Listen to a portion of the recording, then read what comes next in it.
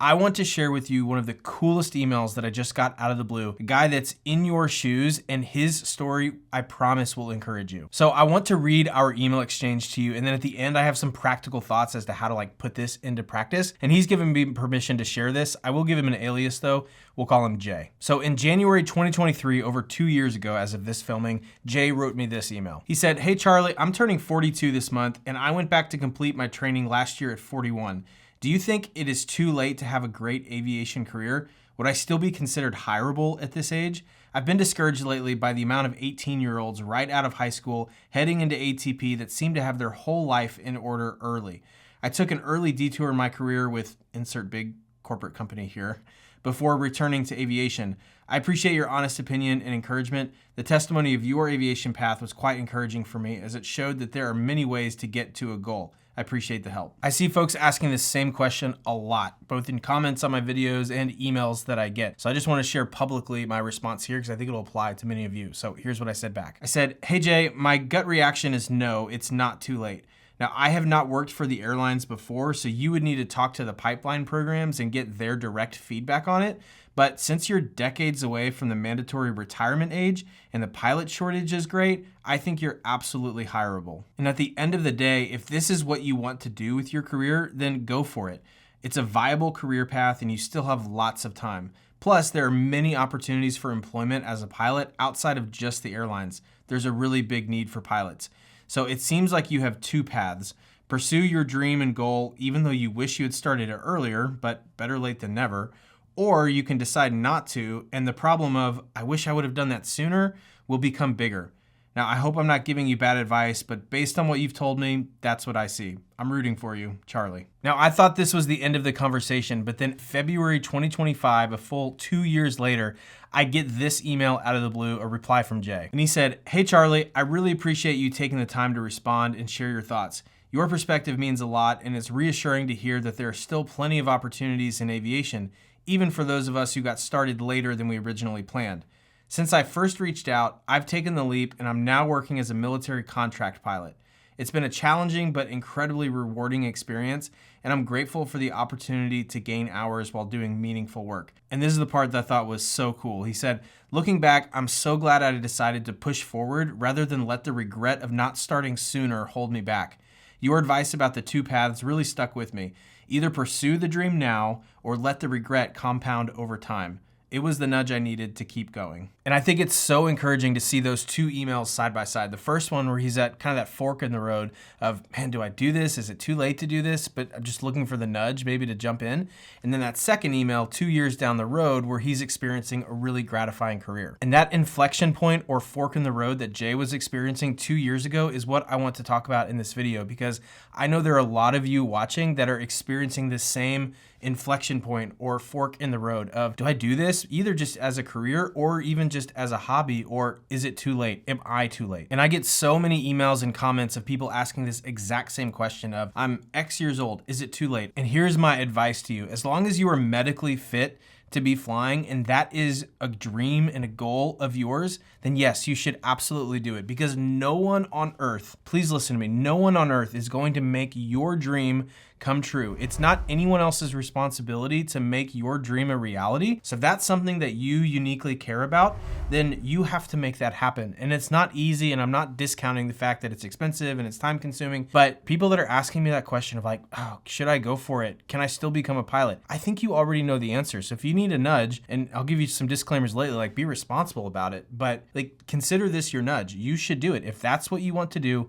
no one else is going to make that happen but you. So I think it just comes down to perspective. Like, yeah, we're not 20 years old anymore, so we don't have our whole life ahead of us anymore, but you do have some life ahead of you, however much that is. So it's up to you what you want to do with that. And I think you can either pursue what you're really interested in, or the regret of not doing it is just going to compound. Now, I'm not saying that you should just throw caution to the wind and quit your job today and follow your dream and forget your priorities.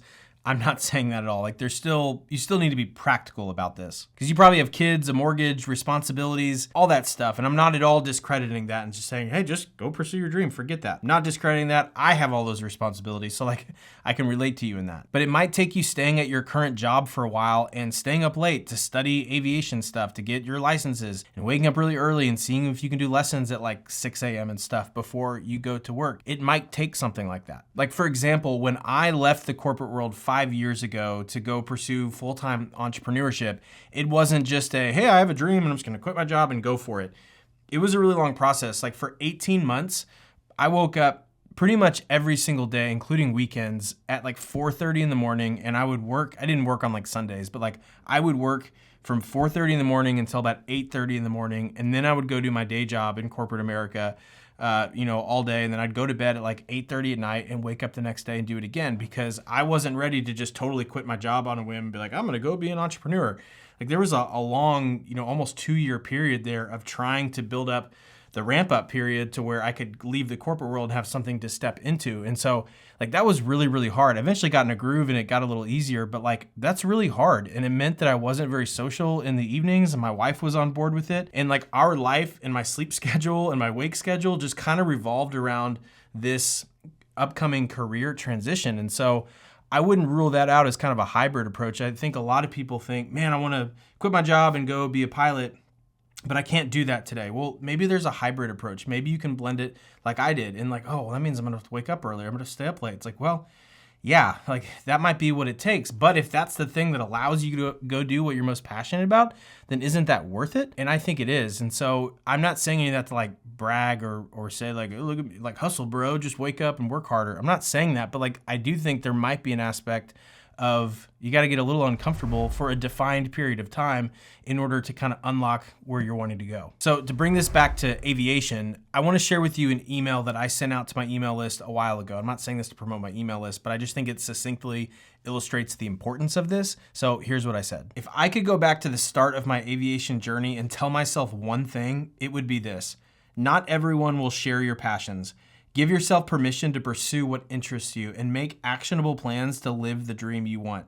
If you're at the start of your aviation journey, you might be faced with many people or even yourself telling you things like this. Are you really going to pursue that at your age? How are you going to be able to afford that? Maybe 20 years ago, but not now. When do you have time to fly? I've gotten to interact with literally thousands of people in YouTube comments, emails, and more, and one of the most common threads I see is this: people put off pursuing their dreams of flying. I'll say that again. People put off pursuing their dreams of flying.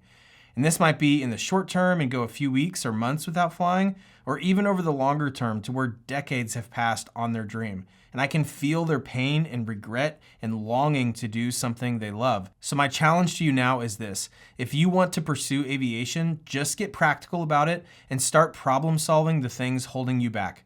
Some parts might be more challenging than others, like money, logistics, time, etc., but none of them are impossible. So I'd love to ask you to do something. I would love for you to think for like 20 seconds and then leave a comment down below sharing what your next step is in possibly pursuing aviation. Is it getting it on the calendar to have a meaningful conversation with your spouse or loved ones about seriously pursuing this? Is it signing up for online ground school and like stop analyzing which one should I take? I'm just going to sign up and start tonight. Is it signing up for a discovery flight? What is it? And so please leave me a comment, not for my benefit, but really just to be able to show yourself that this is something you're really interested in and commit to whatever the next step is going to be. Because then I think it would be so encouraging for you and for me and for everyone watching to be able to read through the comments here of people like taking that first step towards aviation, because that might be the first domino that falls that could end up, like you can end up having a story just like Jay's here that emailed me where it's like, hey, I was kind of at this inflection point and now 2 years later, here's what's going on, here's what transpired. And leaving a simple comment just for your own benefit could be that first domino to fall to where Jay's story becomes your story. So I'm rooting for you and I can't wait to read it down in the comments.